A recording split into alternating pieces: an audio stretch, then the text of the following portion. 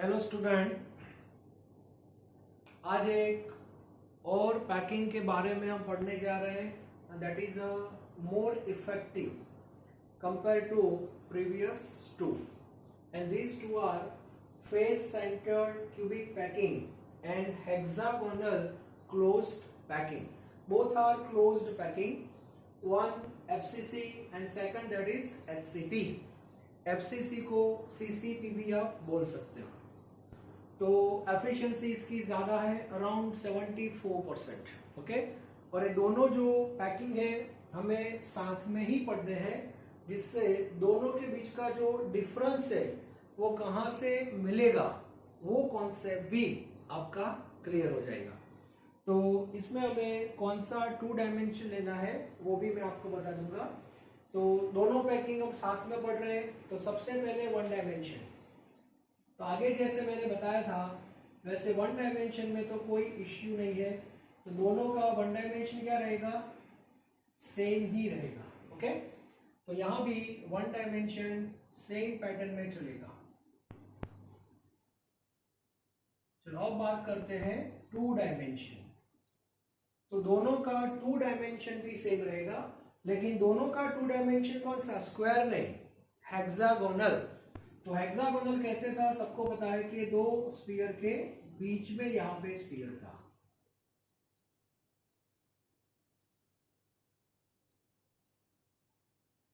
तो ये हो जाता है हेक्सागोनल,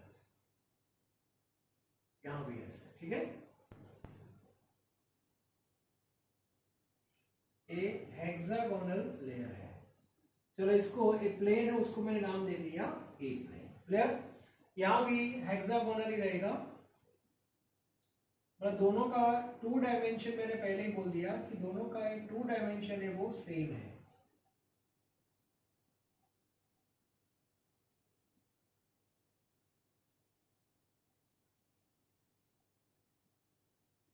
ओके, तो यहां भी आएगा आपका ए। अब बात करते हैं सेकंड लेयर की। अब सेकंड लेयर से पहले 2-3 पॉइंट में क्लियर करवा दूं। यहाँ पे आप देखो बीच बीच में स्पेस आ रही है, थोड़ी थोड़ी जगह है ना यहाँ पे। तो ए लाइन पे यहाँ पे है पूरे ऐसे, तो उसको बोलते हैं हम इंटरस्टिशियल पोजीशन। ओके, अब मैं सेकंड लेयर रखने जा रहा हूँ, कहाँ पे आता है वो देखो। तो ये जो गैप है ना, इसके ऊपर ही एक स्फीयर आएगा, ऐसी अरेंजमेंट होगी लाइक दिस।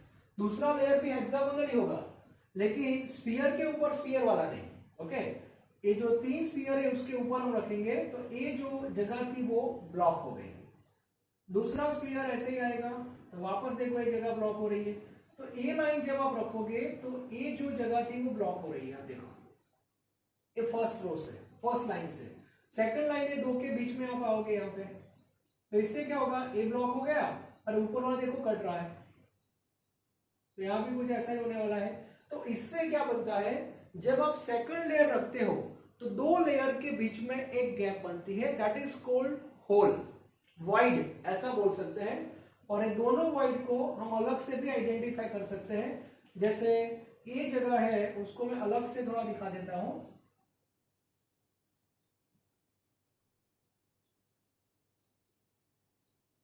ये 3 स्फीयर जो आपके थे, इसके ऊपर मैंने यहां पे एक स्फीयर रखा है, देखो, ठीक है।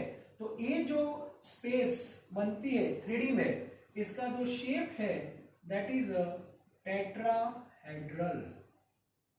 तो इसको बोलते हैं टेट्राहेड्रल वॉइड या तो टेट्राहेड्रल होल, और इसको सिंबॉलिक फॉर्म में हम लिखेंगे टी।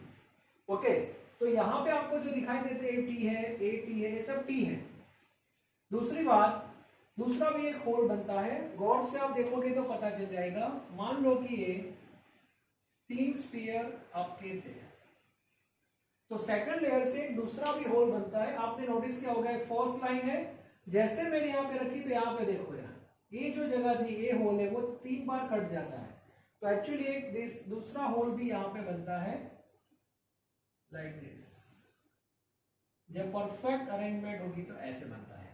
और ये जो होल है इसको बोलते हैं ऑक्टाहेड्रल होल, और इसको बोलेंगे ओ। इन शॉर्ट आपके दिमाग में इतना क्लियर होना चाहिए कि जब हम सेकंड लेयर रखते हैं, सेकंड लेयर, तो 2 लेयर के बीच में 2 टाइप के होल बनते हैं। एक लाइन टी की बनती है और नीचे दूसरी लाइन ओ की बनती है। ऐसा यहां भी होगा, यहां भी आपको मिलेगा, देखो ए टेट्रा बना, A B tetra, A tetra और ए टेट्रा। अब नीचे यहाँ पे रखोगे, देखो ऐसे मैंने यहाँ पे रखा तो ये ऑक्टा बना, यहाँ भी ऑक्टा बनेगा, ऑक्टा बनेगा। मतलब ऐसे टी टी टी टी ऐसे बनेंगे, फिर ओ ओ ओ ऐसे बनते जाएंगे। ओके, तो टी टी बीच में ओ ओ ऐसे होल बनते हैं। तो पैटर्न क्लियर होनी चाहिए।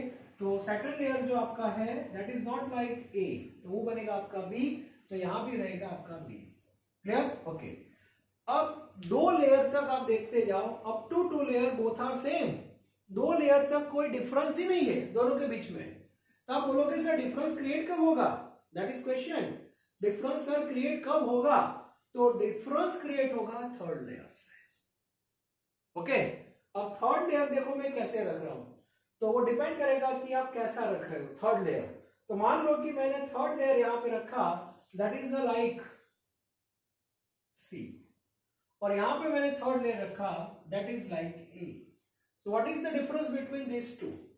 यदि मैंने थर्ड लेयर ए जैसा रखा, इसका मीनिंग हुआ कि ब्लू कलर के जो स्पीयर है उसके ऊपर ही आएंगे। ओके, तो मान लो कि ब्लैक कलर का जो स्पीयर है इसके एक कौन सा था आपका टी था, ऐसा मान लेते हैं। अभी थोड़े टाइम के लिए 2 लेयर ऐसे सोचो कि ब्लैक कलर का लेयर है वो आपके सामने है, फ्रंट साइड में है, ये ब्लू कलर का पीछे है। तो थर्ड मुझे और भी पीछे लेना है, और थर्ड और फर्स्ट दोनों सेम है। इसका मीनिंग हुआ ये जो टी था ना पीछे इसके ऊपर ही आएगा। ओके, तो ए जैसा लेयर रखोगे, इसका मीनिंग हो जाएगा कि हमारा जो टी है ना टी वो क्लोज हो जाता है, टी क्लोज्ड हो जाएगा। ओके, और यहाँ पे थर्ड लेयर सी जैसा है, मतलब ए जैसा भी नहीं, बी जैसा भी नहीं, सी जैसा। तो ये हमारा कौन सा वाले ओ है, तो पीछे आप रखोगे तो ओ क्लोज हो जाएगा। तो यहां पे आपको लिखना है ओ क्लोज। मतलब थर्ड लेयर से क्लियर हो जाता है कि आपका टी क्लोज होता है कि ओ क्लोज होता है, ऐसे याद रखना पड़ेगा। अप टू फर्स्ट लेयर से होल नहीं बनते, सेकंड लेयर से होल बनते हैं, होल जनरेट होते हैं, और थर्ड लेयर से होल क्लोज हो जाते हैं। इस बेस पे डिफरेंशिएट करना है। तो यदि आपका थर्ड लेयर ए रहेगा तो आपका टी क्लोज होगा, और सी रहेगा तो ओ क्लोज होगा। तो इस बेस पे आपको पैकिंग करनी है। तो फोर्थ लेयर आपका बनेगा फिर से यहाँ पे बी, यहाँ पे ए, यहाँ पे बी, ऐसी पैटर्न बनेगी। ओके, यहाँ भी ऐसा ही बनेगा। ये पैटर्न हो गई एबीसी एबीसी। तो सिंपल क्यूबिक में क्या था, ए ए ए, बीसीसी में A B A B A B, और ये आपको याद रखना है एबीसी एबीसी एबीसी। क्लियर? अब ए पैटर्न है, अभी भी थोड़ा डाउट है, दोनों को डिफरेंशिएट करना है तो आपके पास 3 लेयर का कॉन्सेप्ट होना चाहिए। 3 लेयर का कॉन्सेप्ट मैं आपको बता रहा हूं फिर से एक बार। चलो सबसे पहले बी लेयर दोनों में, तो बी लेयर मतलब वो हेक्सागोन वाला लेयर में यहाँ पे सेट करना हो, तो थोड़ा अलग से मैं बता रहा हूं जिससे आपको थोड़ा और क्लियर हो जाए। 1 2 3 4 5 और 6, तो ये कौन सा लेयर हमारा है, ये बी लेयर है। याद रखना बी लेयर, यहां भी बी लेयर ऐसा ही होगा। दोनों के बीच का डिफरेंस क्लियर करना है तो ए करना पड़ेगा। चलो ये हो गया हमारा B layer with respect to X. यहाँ पे लेबलिंग कर देता हूं मैं 1 2 3 4 5 और 6। यहाँ भी ऐसा लेबलिंग कर देते हैं 1 2 3 4 5 एंड 6, दोनों का भी आपके सामने है। ओके, चलो अब ए यहाँ पे ले रहा हूं, ठीक है। तो ए जो है वो आपके सामने रखूंगा मैं, आपके सामने। तो ए के ज्यादा नहीं, मैं 3 स्फीयर ले रहा हूं, वो टी ओ वाला कॉन्सेप्ट चलना चाहिए। तो 1 और 2 के ऊपर आएगा ऐसा स्फीयर सोचो ऐसे। तो ए क्या बना आपका, ए जो बना ये टी बना, मतलब ए कहां पे रखा आपने 1 और 2 के बीच में, एक कहां पे रखा आपने 3 और 4 के बीच में, तो ए भी आपका टी बना। ओके, और ये कहां पे रखोगे बिटवीन 5 एंड 6, तो ए भी आपका यहां पे क्या बनेगा, टी बनेगा। तो टी भी बने और ओ भी बने। ओ कहां बने, यहां पे ओ बनेंगे, ये सब ओ है यहां से, ठीक है। यहां भी ऐसा सेम पैटर्न ला रहा हूं मैं, देखो फिर से एक बार 1 2, तो 1 2 ए क्या बना, ए टी बना, 1 2 3 4 की बात कर रहा हूं मैं, ए 3 4, ये भी आपका क्या बना टी, और ए 5 6,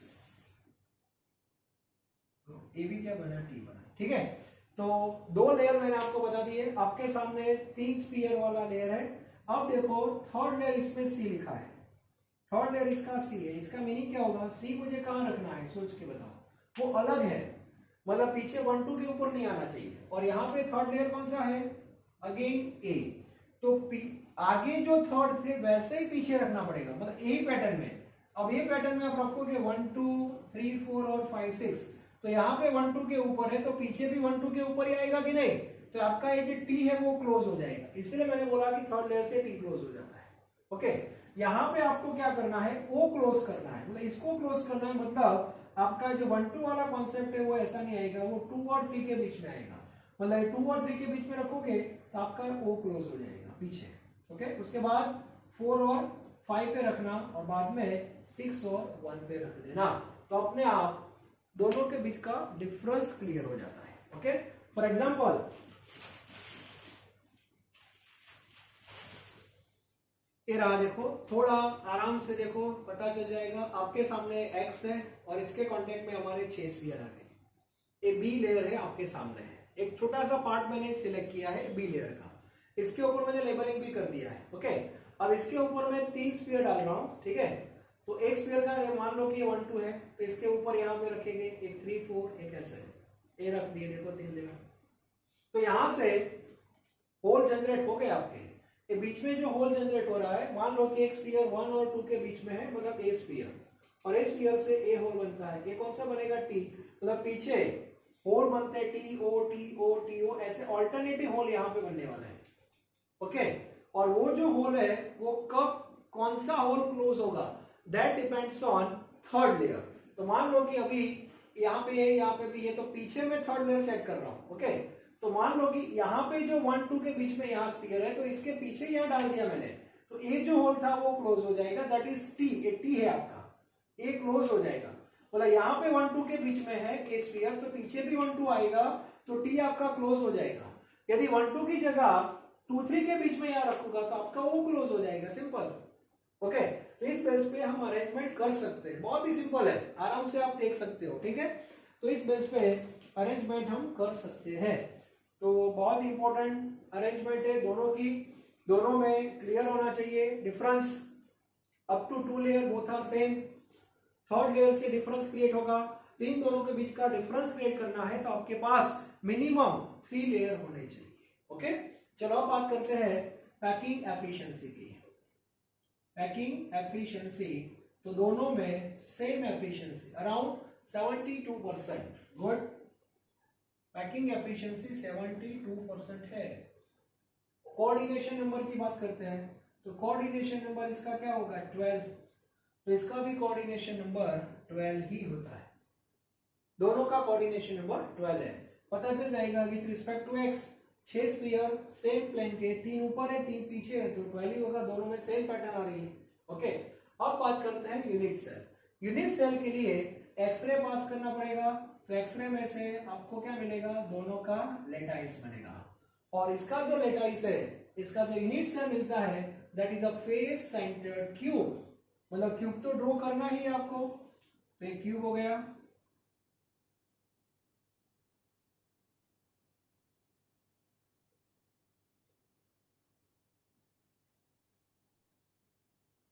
एक क्यूब है। ओके, अब सबको पता होना चाहिए क्यूब में कितने कॉर्नर होते हैं, 8, तो यहाँ पे 8 पॉइंट एज यूजुअल कॉर्नर पे मिलते ही है, 4 नीचे 4 ऊपर, मतलब क्यूब तो है ही, लेकिन साथ में आगे क्या लिखा है, फेस सेंटर, तो क्यूब में कितने फेस होते हैं, 6 फेस होते हैं, and each face having 1 atom in centre, तो उसको भी दिखाना है, तो कैसे दिखाओगे, तो ऊपर वाला जो फेस है उसका सेंटर ये रहा, देखो ऊपर है, नीचे वाले का ये है, और कौन किसके कांटेक्ट में होता है, तो ऊपर वाला जो है सेंटर में एक 4 जो फेस है कॉर्नर वाले, इसके कांटेक्ट में होता है, ये भी यहाँ कांटेक्ट में होता है, ऐसे 1 बाय 1 हम बता रहे हैं। ठीक है, तो ऊपर और नीचे वाला फेस हो गया आपका रेडी। अब लेफ्ट और राइट की बात करेंगे, तो लेफ्ट और राइट के लिए ये पॉइंट है यहाँ लेफ्ट वाला और ये राइट वाला है, ठीक है।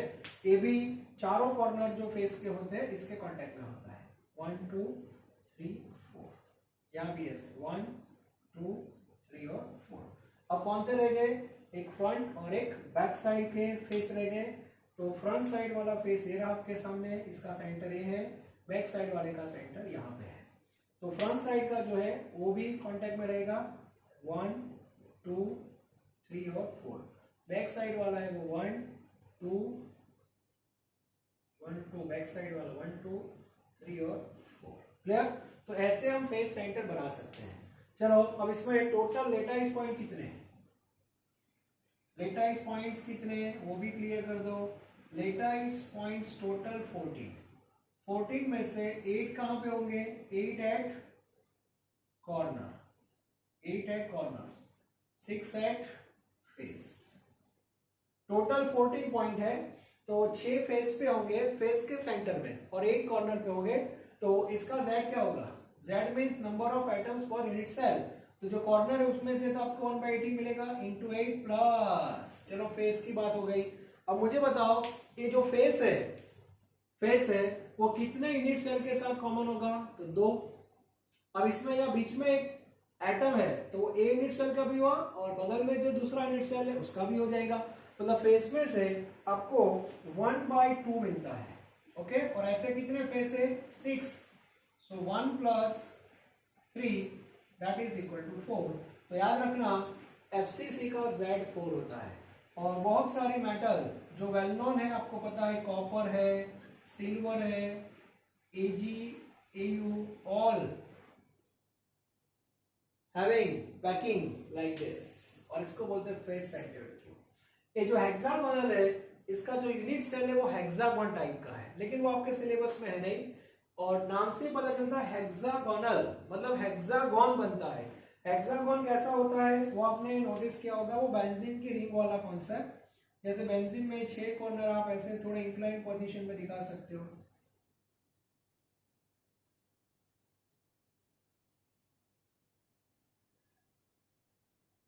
वन 2 3 4 5 और 6, और एक 6 पॉइंट है इसका ऐसे नीचे खींचना है, नीचे वाले और नीचे ले लेना, हो गए दो। इसके बाद ये दोनों को साथ में प्रोजेक्ट करना है, लेकिन लेवल दोनों का सेम होना चाहिए, दोनों का, और सबसे ऊपर ये रहेगा, ओके। और बाद में इसको ऐसे कनेक्ट कर देना। तो इसका यूनिट सेल ऐसा बनता है हेक्सागोनल टाइप का, और बीच में ऐसे 3 स्फीयर भी आते हैं, लेकिन ये हमारे सिलेबस में है नहीं तो ज्यादा टेंशन मत लेना। और इसके जो एग्जाम्पल है उसमें हम जिंक लिख सकते हैं, मैग्नीशियम भी लिख सकते हैं, दोनों मेटल आप याद रख लेना, ठीक है। तो ये हो गया हमारा 3D कंप्लीट। बेसिकली आपको 3 3D लेके आगे चलना है, और तीनों क्यूब वाले, सिंपल क्यूब, BCC और FCC, ओके। तीनों का पैटर्न ऑफ प्लेन सीक्वेंस में बोल रहा हूं, AAA, AB AB AB, ABC ABC ABC, clear. Coordination number simple में 6, BCC में 8, यहां पे 12। एफिशिएंसी वहां पे 52%, then 68%, here 74%। Unit cell simple cube, BCC FCC। In simple cube, total lattice point 8, okay, all present at corner. BCC, total lattice point 9, out of 9, 8 at corner, 1 in center, okay. FCC, total points 14, 8 at corner, 6 in face. And last, and one of the important term, that is Z, number of atoms per unit cell. In simple cube, Z is equal to 1. BCC, Z is equal to 2. FCC, Z is equal to 4. तो इतना clear होना चाहिए, okay. मतलब ये तीनों cube आपको याद रखने हैं बस, और ये तीनों को क्यूब का डेविएशन बोलते हैं। सिंपल क्यूब को प्रिमिटिव बोलते हैं। प्रिमिटिव का मीनिंग होता है सारे लेटाइस पॉइंट जब कॉर्नर के ऊपर होते हैं, ओनली एट कॉर्नर, तो उसको प्रिमिटिव बोलते हैं। इसको प्रिमिटिव नहीं बोलते हैं क्योंकि कॉर्नर के साथ फेस पे भी पॉइंट है, बीसीसी को भी आप प्रिमिटिव नहीं बोल सकते हैं। ओके, तो इतना क्लियर होना चाहिए सिंपल क्यूब में पॉइंट कहाँ पे है, इसका एक अच्छी तरह स्क्रीनशॉट ले लो। इसके बाद ये तीनों क्यूब का एक सिंपल मैं कंक्लूजन आपको बता देता हूं, ये आपको याद रखना है, बहुत इंपॉर्टेंट है एज अ नोट। मैथमेटिकल में आपको बताऊंगा, ठीक है। मैंने आपके सामने ऐसा लिखा कि चलो सिंपल क्यूब, तो आपके दिमाग में इतना होना चाहिए सिंपल क्यूब मींस कॉर्नर, बस इतना याद रखो, ठीक है। इसके बाद मैंने आपको बोला कि चलो बीसीसी, तो बीसीसी इज इक्वल टू आपको याद रखना है कॉर्नर प्लस सेंटर, क्लियर। और बाद में थर्ड एफसीसी आपको याद रखना है कॉर्नर प्लस फेस, क्लियर। मैंने आपको ऐसा पूछा कि चलो ए एटम एफसीसी में है, ए एटम एफसीसी में है, इसका मीनिंग क्या हुआ, ए कहां कहां पे होंगे, कॉर्नर पे भी ये होगा, फेस पे भी होगा, टोटल 14 आपके सामने होंगे। मैंने आपको बोला बी बीसीसी में है तो टोटल 9 भी होंगे, 8 कॉर्नर पे, एक सेंटर में। मैंने बोला सी सिंपल क्यूब में है तो सारे 8 सी कॉर्नर पे हो गए। तो ये बहुत इंपॉर्टेंट रिलेशन है, आगे आपको एमसीक्यू सॉल्व करने में बहुत हेल्प मिलेगी। तो अभी से बोलना स्टार्ट कर दो, simple cube is equal to corner, BCC is equal to corner plus centre and FCC is equal to corner plus face, ठीक है। तो यहाँ पे ये तीनों जो मेन 4 पैकिंग वैसे मैंने आपको करवा दी है, लेकिन ये हेक्सागोनल आप साइड में रखो, तो क्यूब जो है उसको टारगेट करना है, प्रिमिटिव, बीसीसी और एफसीसी, एफसीसी को सीसीपी भी बोलते हैं, तो ये क्लियर होना चाहिए। अब नेक्स्ट लेक्चर जो हमारा होगा that is related with packing efficiency. ये जो एफिशिएंसी हमने बोली 52, 68, 74, उसका प्रूफ है हमारे पास, उसको प्रूव करना पड़ेगा, ठीक है। और वहां से भी कुछ एमसीक्यू निकल के आएंगे, तो वो सब हमें पढ़ना है नेक्स्ट लेक्चर में। Thank you very much.